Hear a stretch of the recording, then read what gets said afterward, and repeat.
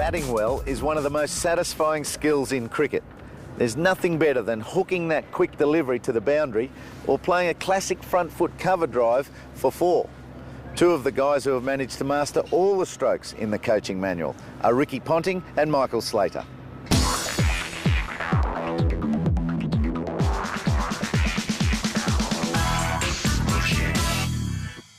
Technique is everything in cricket.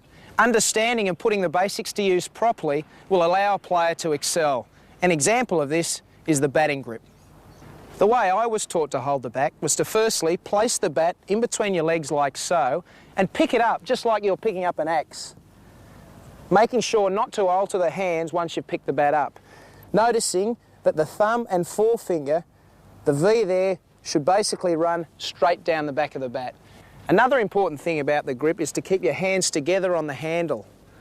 You quite often see a lot of youngsters also placing this finger down the back of the bat. This is the best way to break a finger, so make sure you wrap it round the handle.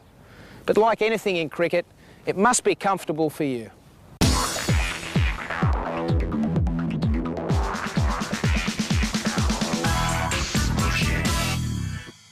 Getting the simple things right in cricket will allow you to play to your best. Getting your batting stance right is just as important. My batting stance, I basically have my feet about shoulder width apart with my weight on my toes, which allows me to move my feet freely and quickly, and I place the bat behind my back toe. I find that if your feet are too far apart, then you've got your basis of support is too great and you can't move your feet quickly, as is if your weight's on your heels. You're just too sluggish, and when you need quick footwork, you can't do it. If your feet are too close together, you become a little unstable and you can fall all over the place. So I find the best for me, feet shoulder width apart, weight on my toes, elbow pretty well towards the bowler. But once again, with the stance, it's an individual thing. There will be slight variations with the stance, but you've got to be comfortable with it. And if you're comfortable, you're more than likely going to play your best cricket.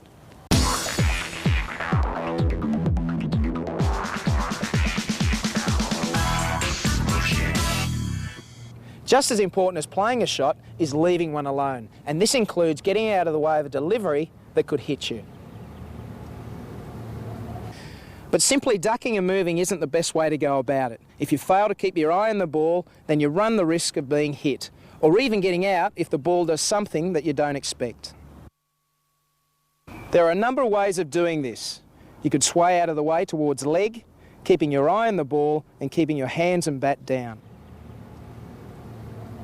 Or else you could duck under it. Just don't be tempted to leave your bat in the air, as it becomes a target for the bowler to hit and present a catch. The most important thing is to keep your eye on the ball right out of the bowler's hand, allowing the batsman to make an early judgment as to whether he's going to play the ball or let it go. It's well played again. 143.7. Robert Key is a good back foot player.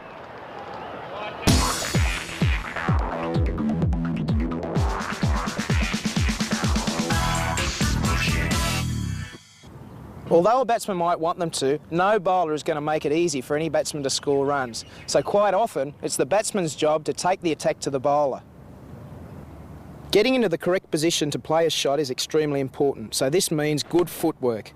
Not just racing down the pitch at the ball, but a movement which allows you to maintain balance and get into the correct position early. Some are better at it than others.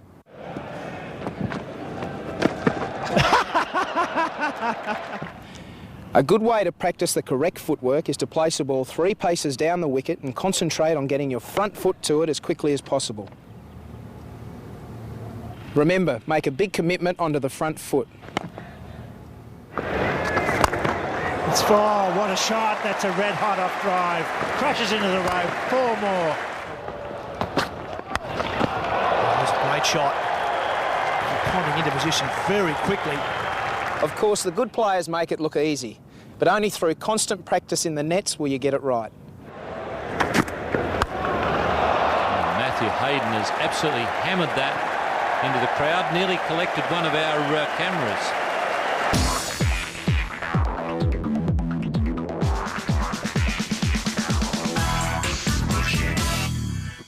Getting into the correct position is the key to playing the correct stroke.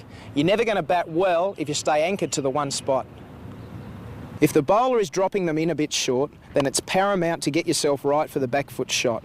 From the correct spot, you can decide to defend or attack. Again, he's gone through the covers this time, a genuine shot from the back foot. It's important to give yourself as much room as possible, and we do this by making a big backward step and across towards off stump. The reason we make this big step back and across is to bring our eyes in behind the line of the delivery. The position of your head and eyes is one of the keys to batting. To work on the shot, get someone to throw balls to you and practice getting your head and eyes in line with the ball after making that big back and across commitment. And remember, practice makes perfect. Yeah. Outside off stump and driven through the offside field.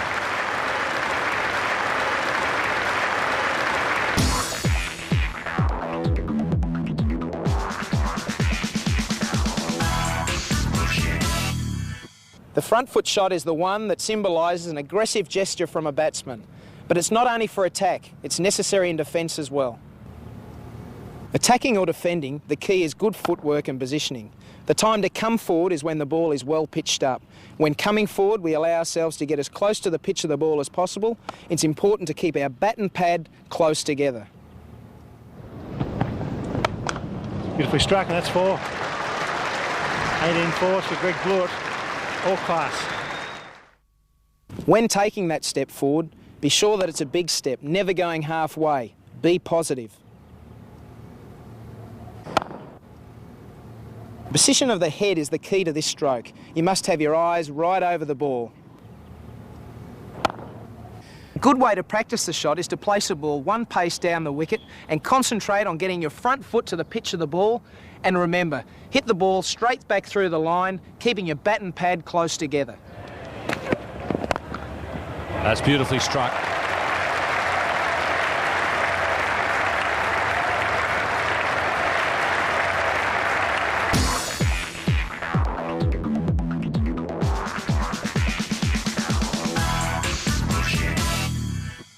You can't win a cricket match without scoring runs, and to score runs, you must play shots. One of my favourites is the cut shot.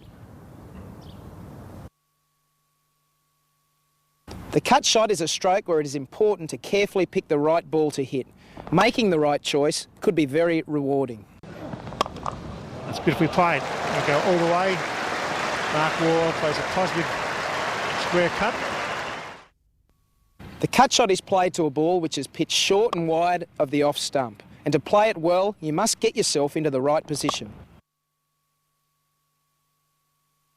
As with any back foot stroke, the first movement should be a big step back and across. This ensures your head is moving towards the line of the ball. The next thing is to ensure you keep the ball down. You achieve this by hitting down on the ball and rolling your wrists over it. Once again, get those feet into the correct position and watch the ball closely. Don't forget, if you keep the ball on the ground, you can't get caught. So roll those wrists. Lovely. That didn't deceive Michael Slater in any shape or form.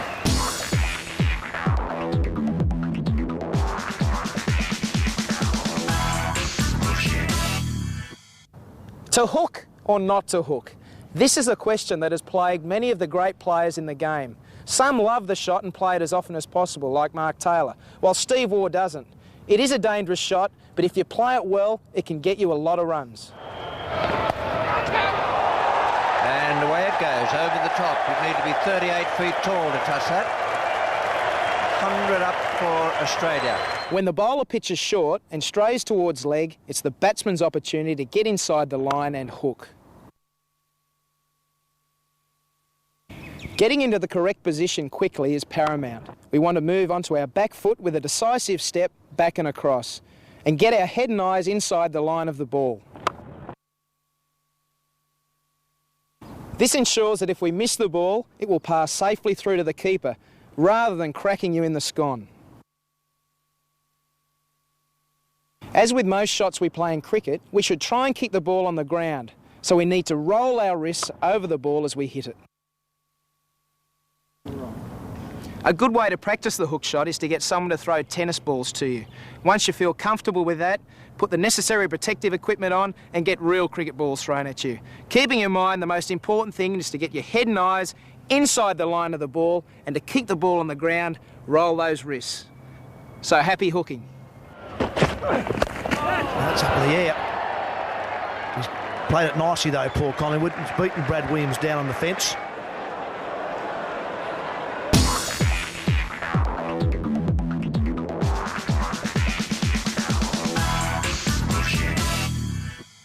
Excellent running. And he's coming back for another one. And he's just home. In my opinion, part of being a good batsman is being a good runner between the wickets. When you're batting, communication is everything. Your calls must be loud and clear. Wait there! The 3 calls we use are yes, no and wait. Never say go because it sounds like no. No! As a rule, if the ball goes in front of the wicket, it's the striker's call. If it goes behind the wicket, it's the non-striker's call. Yes! The non-striker should be backing up every ball. No! You don't have to be a fast runner to be a good runner between the wickets. You can make up time with efficient turns. An efficient turn means getting low in to the crease and also out of the crease, making the most of the length of your bat and the handle. And remember, never turn blind. Always turn facing the fieldsman. When finishing your run, ground your bat about a metre before the line and slide it over. So work hard on your running between the wickets. Doing so could add 10 to 20 runs to your total, which could be the difference between winning and losing the game.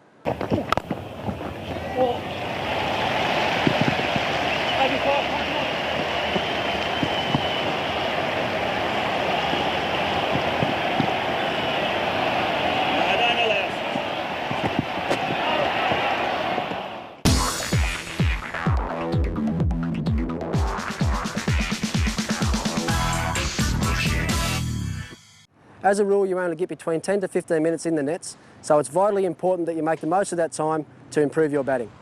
Every time I go to the nets, I try and train as I play and put myself into match situations. Firstly, as I would in a match, I spend the first few minutes trying to get my eye in and trying to play as straight as possible. Early on, I'll try and get my feet moving with deliberate movements, either forward or back. Once I've done that, I'll start playing a few more shots, still being conscious of playing each ball on its merits. I also try to imagine where the fielders would be and try and hit the ball into the gaps. Even though I'm in the nets, I still value my wicket highly and try not to get out at all costs. The habits that you form in the nets will no doubt follow you into your matches. Plan your net sessions well, and remember, never ever leave the nets until you're satisfied with what you've achieved.